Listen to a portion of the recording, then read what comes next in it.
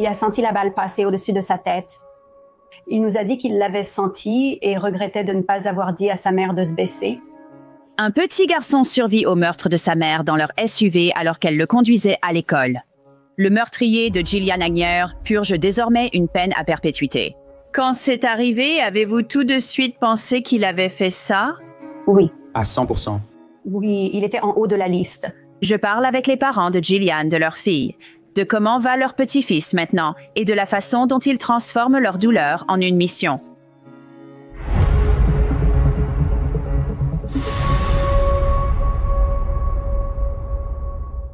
Bienvenue dans Crime Fixe. Je suis Angelette Lévy. Il n'y a rien de plus douloureux que de perdre un enfant. N'importe quel parent qui a perdu un enfant vous le dira. Et quand un enfant est assassiné, la douleur et la perte sont décuplées. Ron et Beth Agner ne surmonteront jamais cette douleur. Leur fille, Gillian Agner, a été assassinée en 2023 en Caroline du Sud par un homme qu'elle avait fréquenté brièvement, qui l'avait harcelée et était même entré par effraction chez elle. L'histoire est déchirante. Et heureusement, le jeune fils de Gillian, Aiden, a survécu à la fusillade. Le meurtrier de Gillian, John Patrick Shee, est maintenant en prison après avoir plaidé coupable, le deuxième jour de son procès, du meurtre de Gillian et de la tentative de meurtre sur Aiden. Le plaidoyer de culpabilité a surpris tous les impliqués dans l'affaire.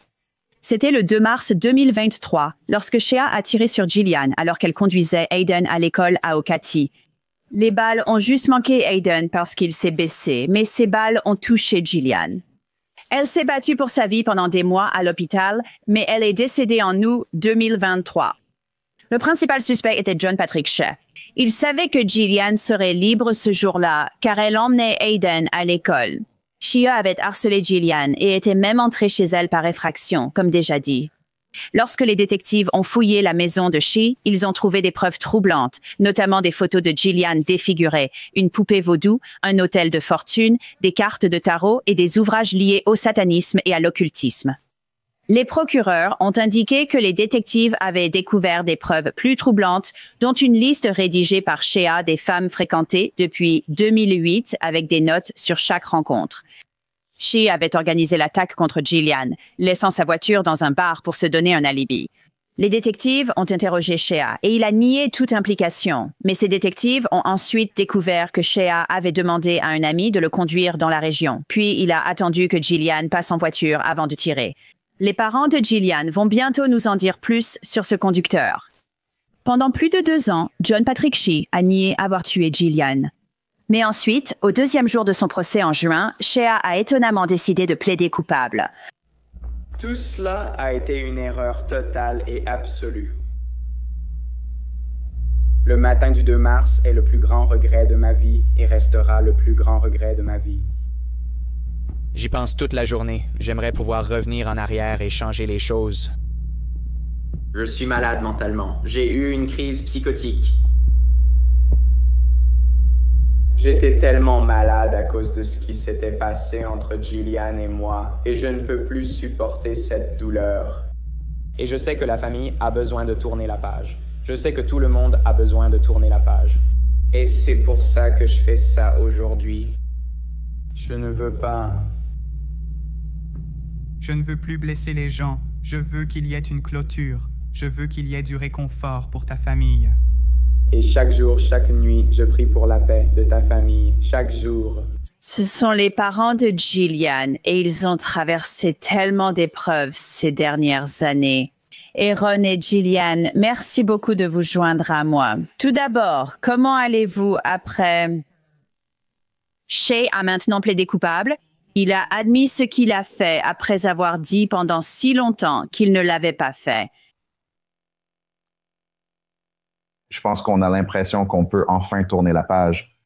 Et vous savez, le stress de ne pas savoir en tant qu'être humain ce qui va se passer, que ce soit au travail ou dans la vie personnelle, est parfois plus insupportable que lorsque le résultat final tombe. Donc, vous savez, je ne sais pas, c'était comme 28 mois où on ne savait pas si Aiden allait encore devoir craindre pour sa vie. C'est agréable d'en être à un point où nous pouvons enfin tourner la page et essayer de guérir. Beth, comment tu te sens avec tout ça? Parce que d'après ce que je sais de l'histoire, je veux dire, tu as entendu les sirènes quand Gillian a été blessée par balle. Oui, en fait, j'ai entendu les coups de feu et j'ai été la première à la trouver. Enfin, en réalité, j'étais la deuxième. Nous n'avions pas vu que quelqu'un était arrivé à la voiture avant nous. Nous l'avons appris au procès. En réalité, je me suis arrêtée. J'ai vu qu'elle était affaissée sur le volant et aperçu Aiden courir dans le marais. Mais je dois dire qu'une fois qu'il a plaidé coupable, je savais que nous n'aurions pas à compter sur un jury et que nous n'aurions pas à nous inquiéter, vous savez, de la culpabilité ou de l'innocence. Et c'était là, dehors. Et vous savez, c'était indéniable parce qu'il a admis l'avoir fait. Donc, c'était un énorme poids en moins. Ça ne ramènera pas Gillian, bien sûr, mais ça m'a un peu soulagée de savoir qu'on n'aura plus à s'occuper de lui, à s'inquiéter des audiences de libération conditionnelle, des appels et de toutes ces absurdités. Donc, cet aspect-là était un peu réconfortant dans une situation aussi stressante. Mais ça a dû être vraiment choquant quand même. Vous vous prépariez à ce procès. Vous prépariez à tout traverser. Et puis, au deuxième jour du procès, cet homme se lève et dit « Oui, c'est moi qui l'ai fait, après avoir nié pendant si longtemps. » Je veux dire, c'était un gros choc. Nous nous attendions à un combat acharné. Aiden vit avec Ron et Beth Engner, qui élèvent leur petit-fils. Depuis le décès de Gillian, le père biologique d'Aiden est revenu dans sa vie. Il faut noter que l'ex-mari de Gillian et le père biologique d'Aiden ont vite été exclus comme suspects. J'ai demandé à Ron et Beth de me parler de leur fille. Oui, c'est l'aînée de nos 3 filles et elle était mère célibataire.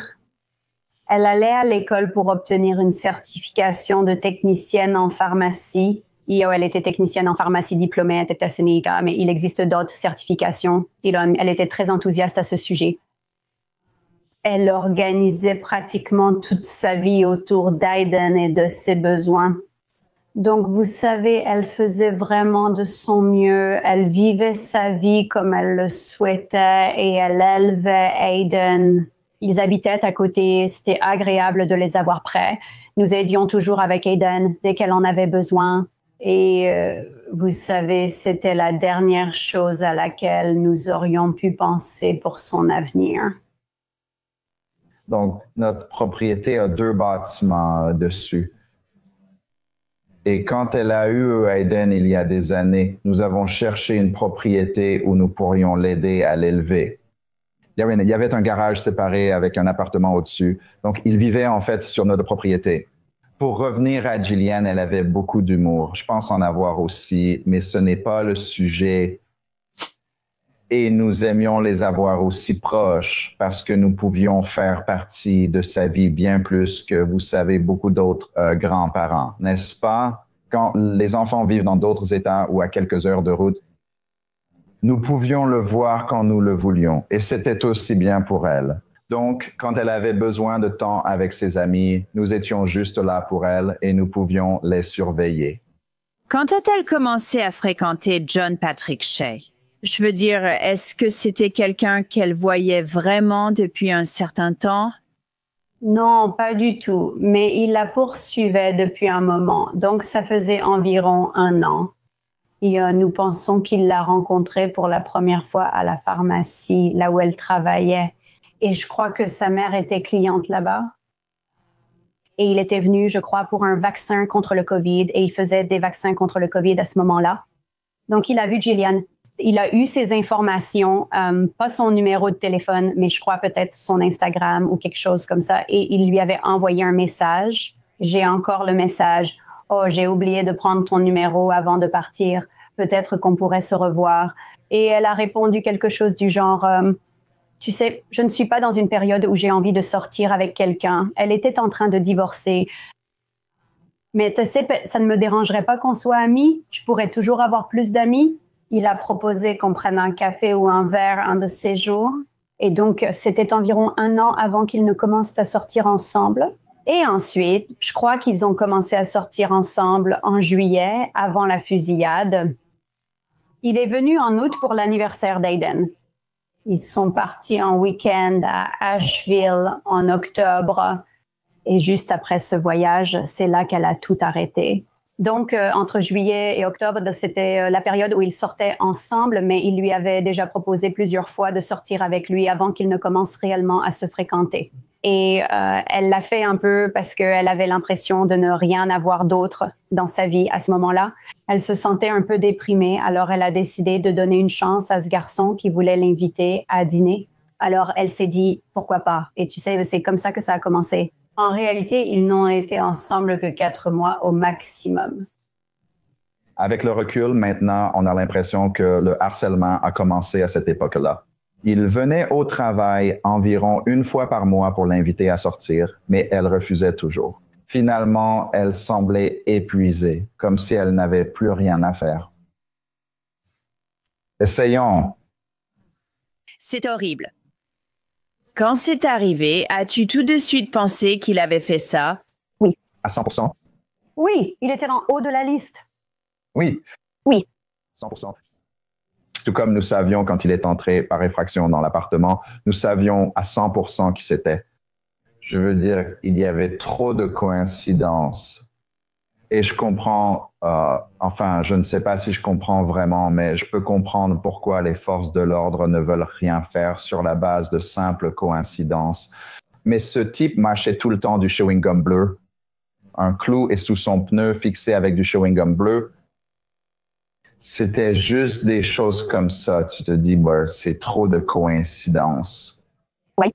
Il y avait beaucoup de preuves circonstancielles qui pointaient directement vers John Patrick Shea dans cette affaire. Heureusement, comme dit le fils de Gillian, Aiden a survécu. Comme vous l'imaginez, assister au meurtre de sa mère a été traumatisant pour lui. Aiden était dans la voiture quand cela s'est produit. Oui. Je n'arrive même pas à imaginer. Je veux dire, c'était un petit garçon. Je n'imagine pas que cela arrive, quel que soit son âge. Oui. Et elle le conduisait à la maternelle. Donc, si ça peut vous donner une idée de son jeune âge, il était dans un siège auto. Il y avait des balles. En gros, il a vidé son arme sur la voiture. Il y a eu des balles qui sont entrées à l'arrière de la voiture. Donc, dans les panneaux de porte et tout ça.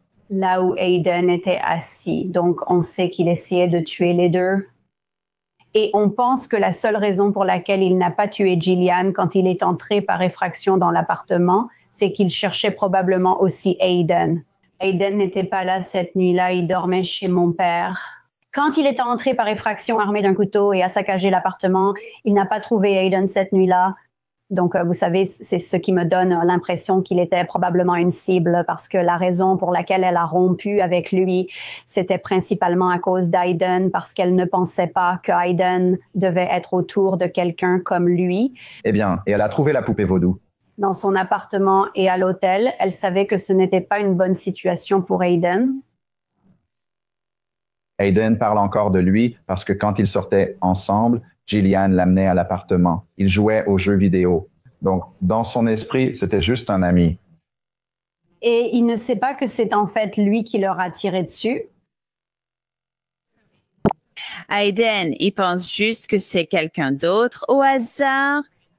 Eh bien, il s'appelle Jean-Patrick Shea et il utilisait son deuxième prénom. Il ne se faisait pas appeler Jen. Donc, Gillian et Aiden l'appelaient un peu tous les deux Patrick. Donc, quand Istayo a été arrêté et qu'on a dit à Aiden que le méchant était en prison, il a voulu savoir qui c'était. On a seulement dit que c'était quelqu'un nommé Jean. Il ignore que c'est lié à Shea et ne le connaît que comme Patrick.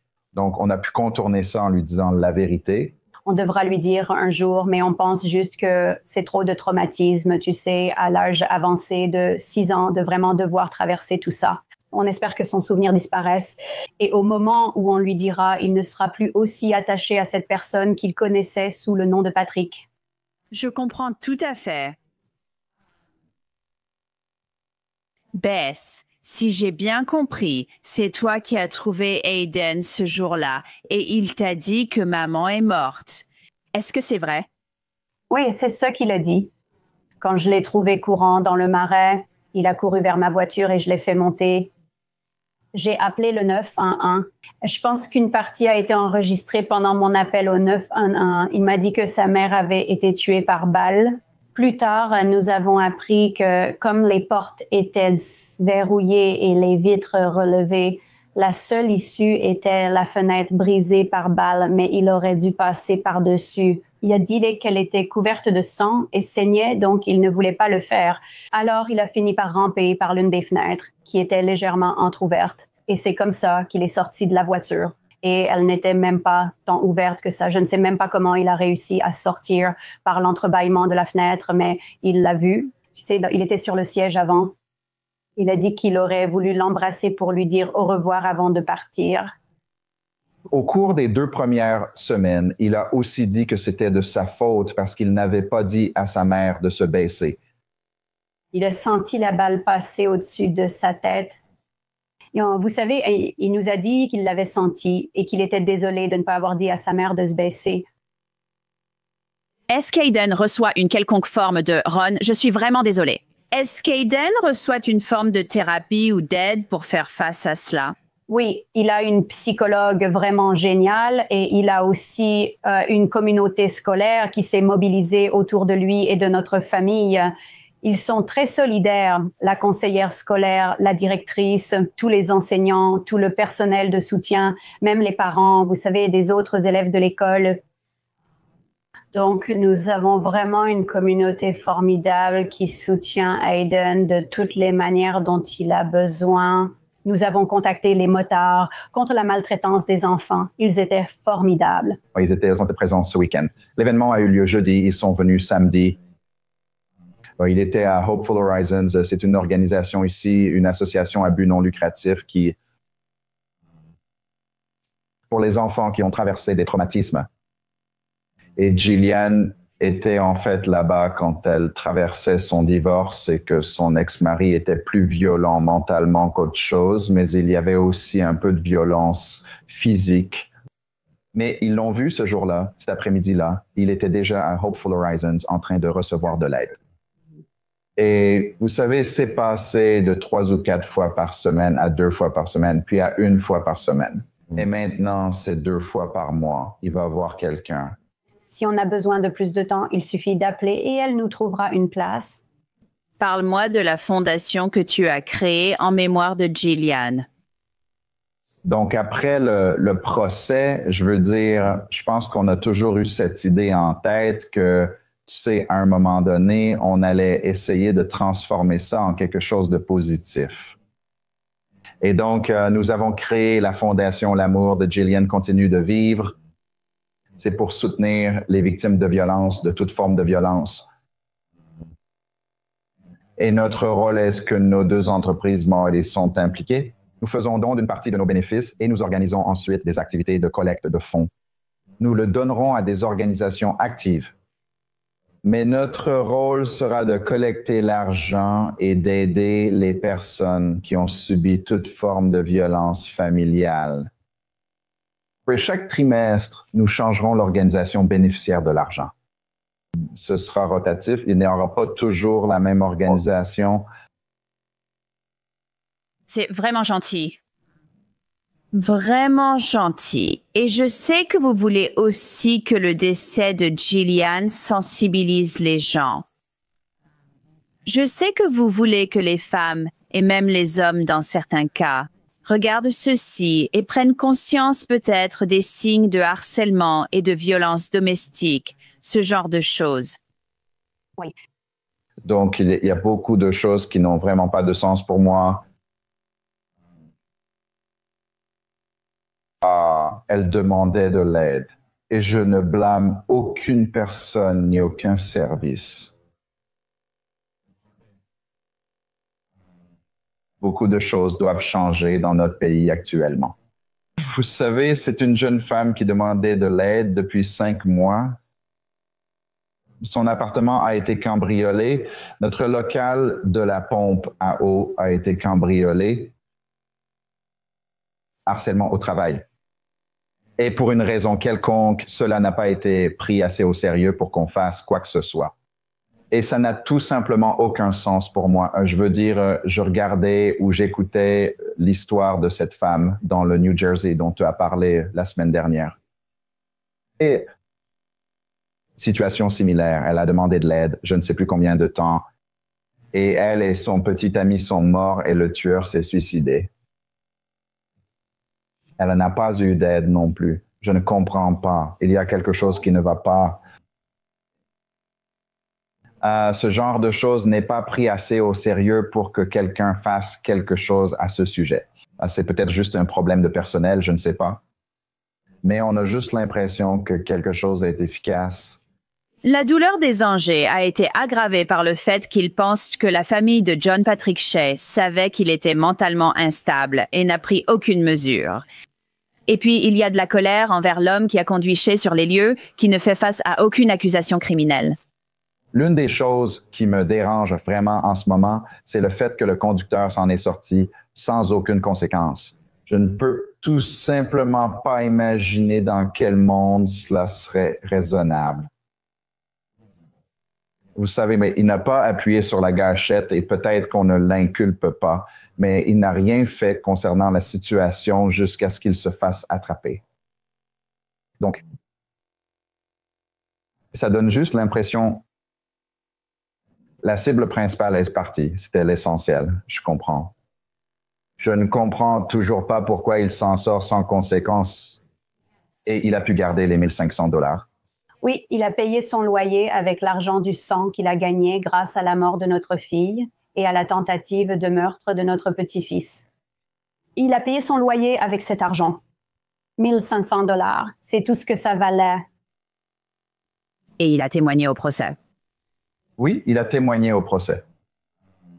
Et vous savez, je crois que ça a probablement été déterminant, crucial dans la décision de Shea de changer d'avis.